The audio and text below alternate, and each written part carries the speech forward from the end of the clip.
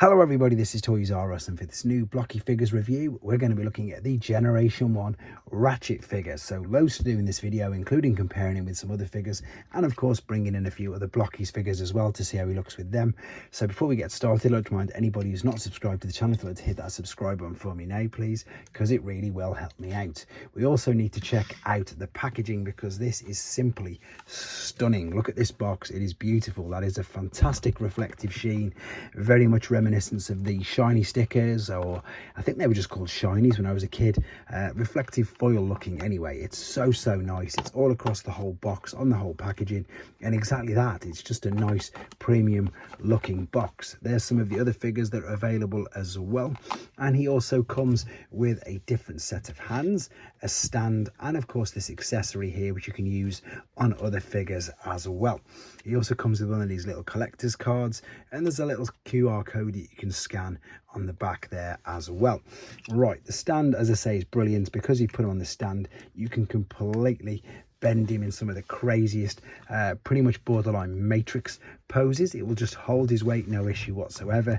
And if you're unfamiliar with these figures, they are non-transforming, but they are fantastic because they are very detailed and fully articulate. So what you can see with the head sculpt there, it will go all the way around, no problems whatsoever.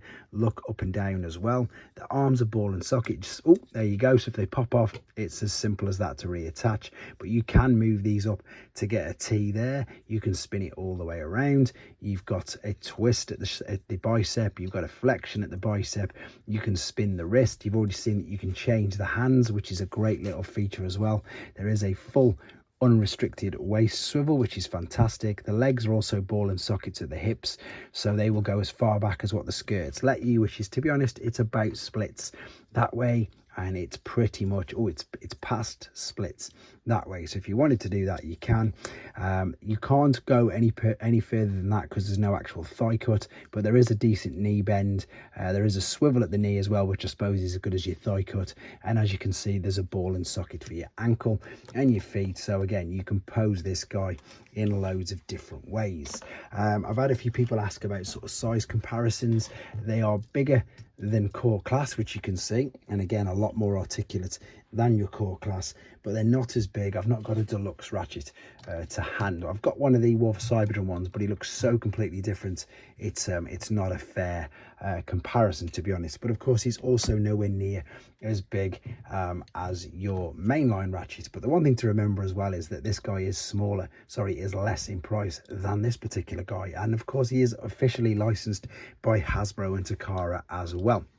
So of course you're paying for the fact that he doesn't transform, which I know that in some cases now a lot of people aren't too bothered about, hence why there's so many companies like Blokees making these particular figures.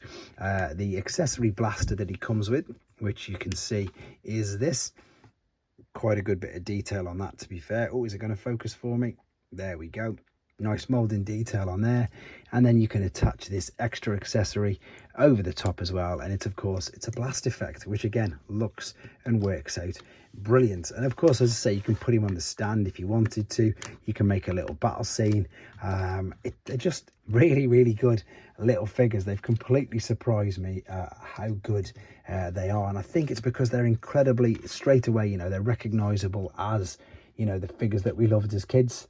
As I say, just they don't transform. They're also probably, I would say, about Action Master sort of height as well, which of course I did a full comparison of the Action Master in the Optimus Prime video. So I'm trying to keep these as different as possible, and that's all I've got to say about him, to be honest. He is a great looking figure, and I will keep building my collection of these with all the rest. Until the end, I'll do a full collection video as well. Let me know what you think of them in the comments though, guys. Take care.